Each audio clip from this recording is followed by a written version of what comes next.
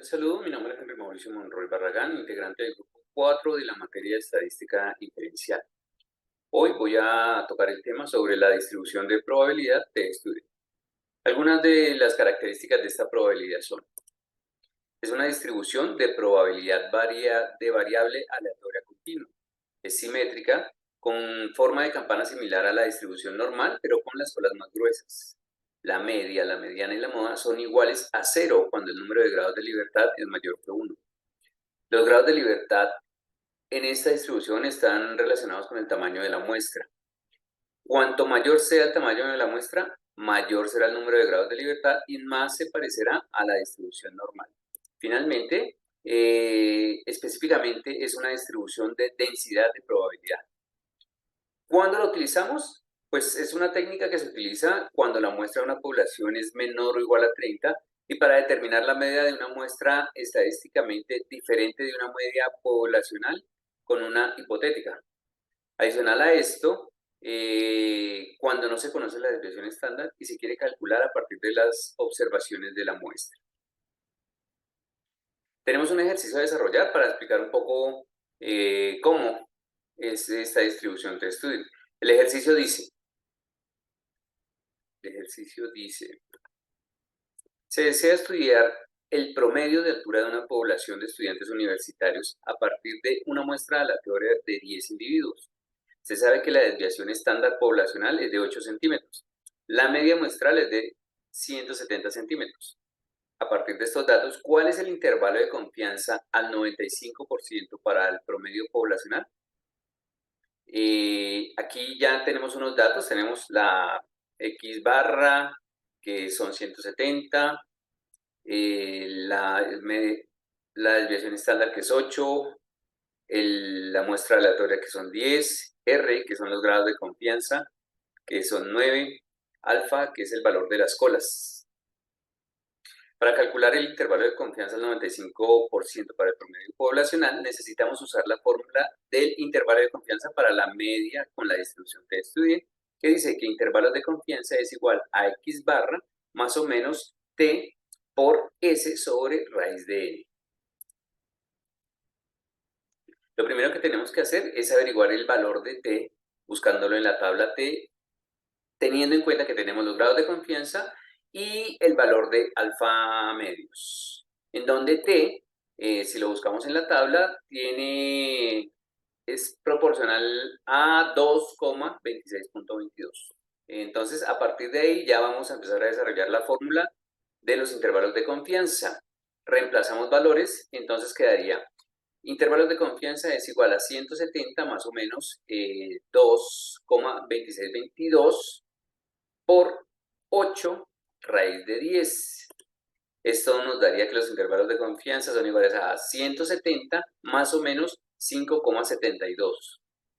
El límite inferior para este problema estaría en el rango aproximadamente de 164,28 y el límite superior estaría en el rango de más o menos 175,72. Esto indica que con un nivel de confianza del 95% se puede afirmar que la media de la población se encuentra entre 164,28 y 175,72. Aquí tenemos que las herramientas que nos brinda la web nos confirman esta información. A continuación, mi compañera Isabela nos va a hablar sobre la distribución de probabilidad de Poisson. Gracias, Henry. Hola, mi nombre es Isabela Guerrero, pertenezco al grupo número 4 de la materia estadística. El día de hoy vengo a hablarles sobre la distribución de Poisson. Es una distribución de probabilidad discreta que se aplica a las ocurrencias de algún evento durante un periodo determinado. Solo es necesario conocer los eventos y cuál es su frecuencia media de ocurrencia para poder conocer la probabilidad de que ocurra. Como dato histórico tenemos que fue creada por el matemático y filósofo francés del siglo XVII, Simon Poisson, en 1838, con el fin de modelar la frecuencia de eventos durante un tiempo determinado. Ahora vamos a hablar sobre los requisitos para la distribución de Poisson. Primero, la variable aleatoria X es el número de ocurrencias de un evento de algún intervalo. 2. Las ocurrencias deben ser aleatorias. 3, las ocurrencias deben ser independientes entre sí. 4, las ocurrencias deben estar uniformemente distribuidas a lo largo de un intervalo utilizado. Ahora, vamos a hablar sobre las propiedades de la distribución de Poisson. Primero, una distribución particular de Poisson está determinada solamente por la media. Segundo, una distribución de Poisson tiene posibles valores x de 0, 1, 2 sin límite superior. 3. En base a la definición proporcionada, la distribución de Poisson permite conocer la probabilidad de que ocurra un determinado número de eventos durante un periodo de tiempo definido. Ahora, tenemos un ejemplo, un ejercicio, en donde el enunciado nos dice, la veterinaria de Jorge recibe un promedio de 4 pacientes por día. Sabiendo el número de pacientes que llegan en un día, sigue una distribución de Poisson. Vamos a calcular. Vamos a calcular la probabilidad de que lleguen 3 pacientes en un día. Entonces, en el lado izquierdo tenemos la fórmula de Poisson, en donde vemos un signo nuevo que es Euler, que está simbolizado con la letra E. Euler es uno de los números irracionales y uno de los números trascendentales en matemática y en estadística. Aproximadamente es 2.7182. Entonces, calculemos la probabilidad de que lleguen 3 pacientes en un día. Vamos a poner un ejemplo, F3. Además, el enunciado nos indica que llegan en promedio 4 pacientes por día, es decir, una mu de 4. Entonces, acá tenemos la fórmula en donde Euler está elevado por menos 4, o sea, elevado en la mu por 4.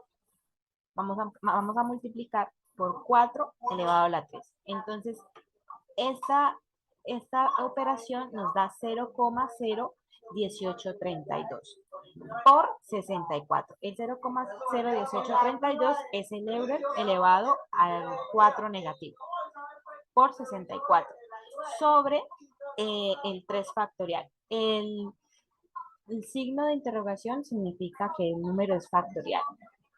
Entonces, como resultado tenemos F3 es igual a P variable igual 3 igual 0,1954. Entonces, la probabilidad de que lleguen 3 pacientes en un día es de 0,1954 o para pasarlo a 19,54%. La verdad es un ejercicio bastante sencillo, simplemente es tener en cuenta la letra Euler. Y acá, como vemos la gráfica de la distribución de Poisson, es totalmente diferente a otros tipos de distribuciones. Y acá vamos a corroborar que el resultado que nos dio sea el correcto, 19,53. Atrás nos dio 19,54. Simplemente que redondeamos acá. Listo. Y vamos a darle paso a mi compañera Paola, que nos va a hablar sobre la distribución hipergeométrica. Muchas gracias. Buenas tardes, ahora vamos a hablar de la distribución hipergeométrica. Es una distribución discreta que modela el número de eventos en una muestra de tamaño fijo, y esto es cuando nosotros conocemos el total de los elementos en la población de la cual proviene la muestra. Es importante que tengamos 3 parámetros muy fijos, como el tamaño de la población, el conteo de eventos de la población y el tamaño de la muestra. Para entender un poco mejor este tema, vamos a hacer un ejercicio. En una caja hay 10 computadores donde 3 computadores están dañados y vamos a sacar 5 computadores de ahí. Entonces queremos saber cuál es la probabilidad de sacar un computador dañado.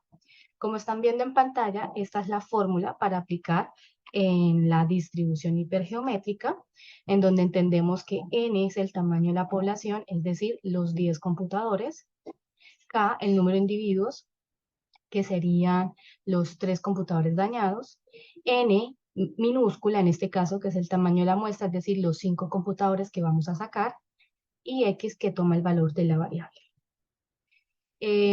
Para este caso es importante que nosotros lo hagamos desde una calculadora que usamos para funciones trigonométricas. ¿Listo?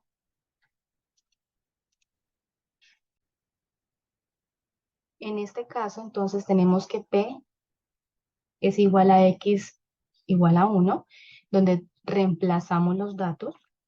anteriores, ¿sí? Reemplazamos K, que es 3, X, que es 1, N, que es 10, N minúscula, que es 5, entonces reemplazamos los datos.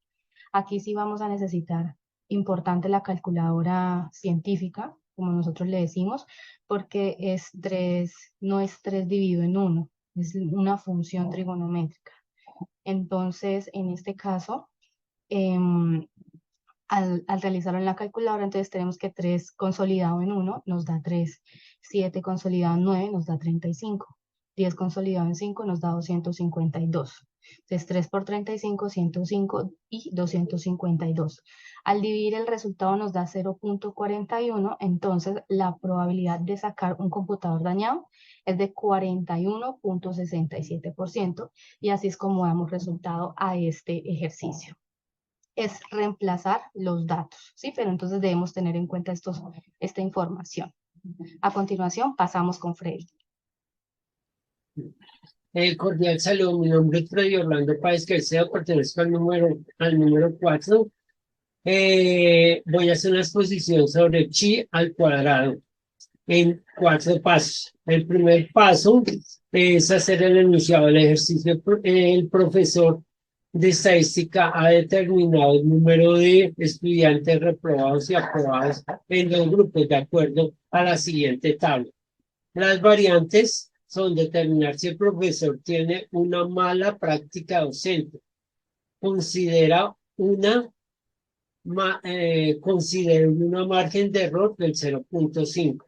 Esta tabla tiene estas 2 columnas, 2 filas. Para esto vamos a determinar en primer paso, definir la hipótesis nula y la hipótesis alternativa. En la hipótesis nula, HO, el profesor tiene una mala práctica docente, y en la hipótesis alternativa, el profesor no tiene una mala práctica docente. 2, segundo paso, grados de libertad. Como tenemos acá, podemos ver 2 filas, 2 columnas. Y de las 2 sacamos una, el total es 1. Acá vamos a sacar la frecuencia y la frecuencia teórica. Para eso usamos esta tabla. ¿Cómo se saca la frecuencia de los números de esta tabla? 28, 15, 12 y 30. De esto los ponemos acá. Ahí entonces sacamos la frecuencia teórica. ¿Cómo la sacamos? Con esta operación. 40 con esta. Con 28, que es este, 20.35 da 7.65. El resultado da 62.95. Pero tengamos en cuenta que esto es una división, pero por ser elevado al cuadrado da un resultado positivo.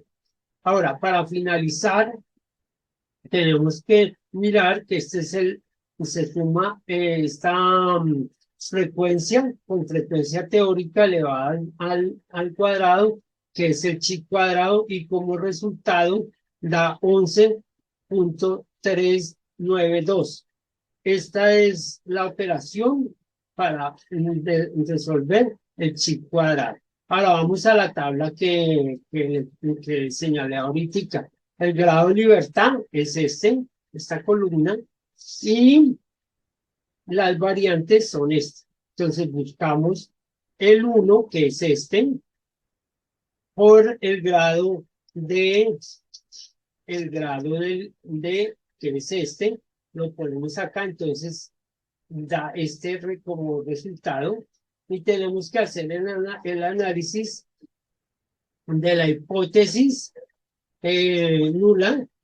Señala, los reprobados dependen de una mala práctica docente, y como hipótesis alternativa, los reprobados no dependen de una mala práctica docente. Ahora, como resultado, miramos que el mayor número del chi cuadrado depende, y como resultado da que esta es la hipótesis alternativa.